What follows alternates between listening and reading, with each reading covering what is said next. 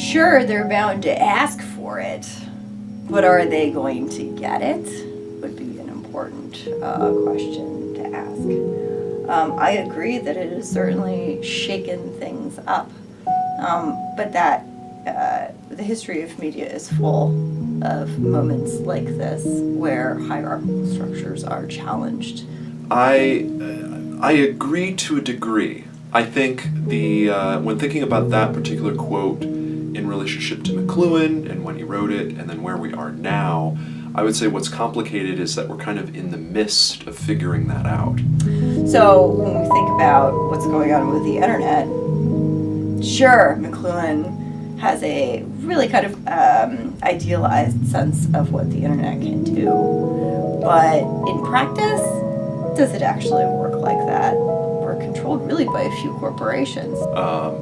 I think the way in which electronic communication, the way that McLuhan saw it, he largely saw it in the context of the global village, was a way to push us away from very kind of linear text-based forms of mediation more towards electronic, non-linear, and even oral communication. It seems that information instead often leads to feelings of powerlessness.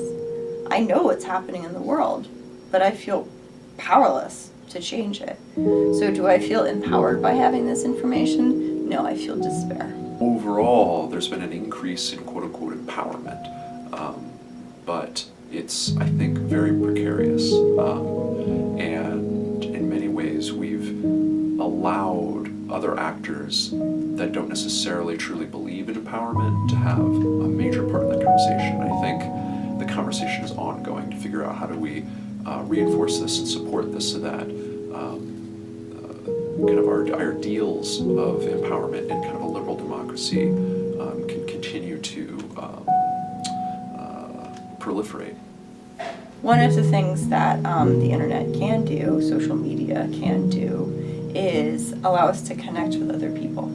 So if there's any salvation to be found in the internet, especially in social media, it's in this idea that we can connect to other people and express feelings of powerlessness and support each other. In a way, though, again, like my other answer, I think we're just in the midst of seeing where that empowerment is taking people. I think that one thing that media can do, and easy access to media can do, is produce empathy.